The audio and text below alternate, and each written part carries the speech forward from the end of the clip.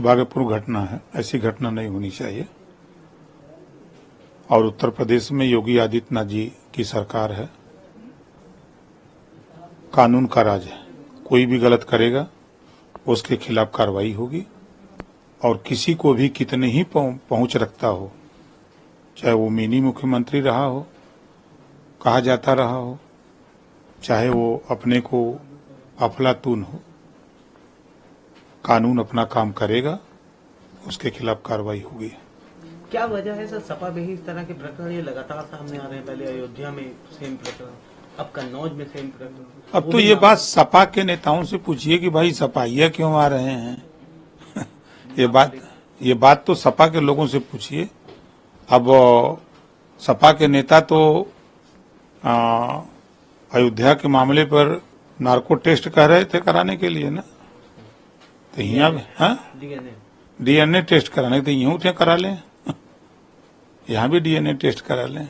कोई भी इस तरह की हरकत करेगा उसके खिलाफ कार्रवाई होगी, छोड़ा नहीं जाएगा। एनडीए गठबंधन मजबूती से चुनाव लड़ेगा। हम सभी एनडीए के साथी पूरी ताकत के साथ चुनाव मैदान में डटे हुए हैं और चुनाव 10 सीट पर जीतने का पूरा प्रयास कर रहे हैं। भागीदारी की बात कर लीजिए तो आप लोगों की बतौर सुभाषपा इस बार एनडीए के जो उपचुनाव होगा उसमें क्या भागीदारी रहने वाली? क्या कोई सीट की डिमांड है या आप लोग मिलकर लड़ेंगे? नहीं, हमारी कोई डिमांड नहीं है। जो भी उम्मीदवार आएगा उसको पूरी ताकत के साथ हम लोग जिताने का काम करेंगे। क्या लगता है कैसा इस बार का चुनाव रहने वाला है? क्योंकि जो बीते अभी चुनाव हुए हैं उसमें यूपी में जो ग्राफ था एनडीए का वो कहीं ना कहीं डगमगाया है इंडिया गठबंधन के सामने। तो क्या लगता है इस बार क्या रहने वाला है? बहुत अच्छा रहेगा। झूठ फरेब की राजनीति ज्यादा दिन तक नहीं चलेगी।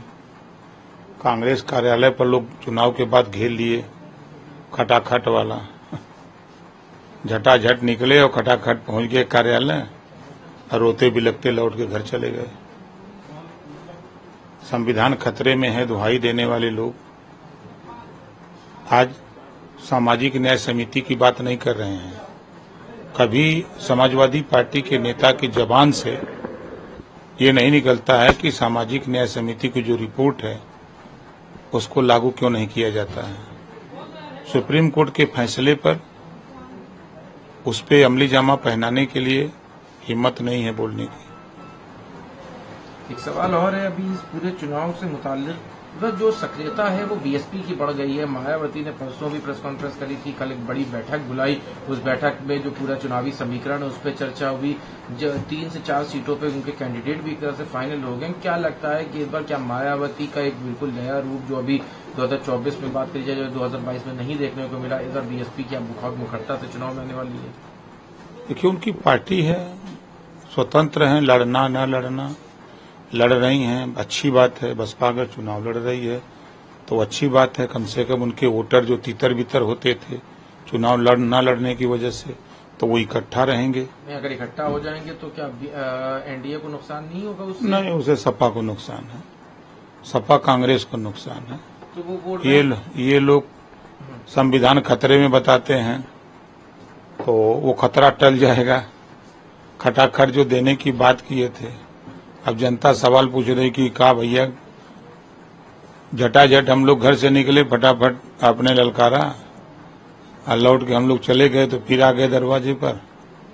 तो सवाल तो उनसे होगा, हम लोगों से क्या सवाल? नहीं, तो क्या वो जो वोट बैंक था वो चुनाव में आप लोगों के साथ नहीं था, वो इंडिया गठबंधन के साथ चला गया था? बड़ी संख्या में गया था। क्यों गया था? संविधान बचाने और हर महीना 1 लाख लेने के लिए। तो अब नहीं जाएगा क्या वो? तो मिला कहाँ 1 लाख? जो सरकार उनकी नहीं बनी वो ये कह रहे हैं। कौन क्या कह रहे हैं? कांग्रेस कह रही है कि अगर हमारी सरकार बनी होती तब तो जहाँ सरकार है तो वहाँ क्यों नहीं लागू कर देते? नहीं, तो जहाँ कांग्रेस कैसे कॉन्फिडेंट हो सकते हैं कि मायावती को का जो वोट बैंक है वो सही हो जाएगा और आपको उसका फायदा मिलेगा? देखिए, आज के तारीख में बसपा का जो वोट है वो बसपा के साथ है।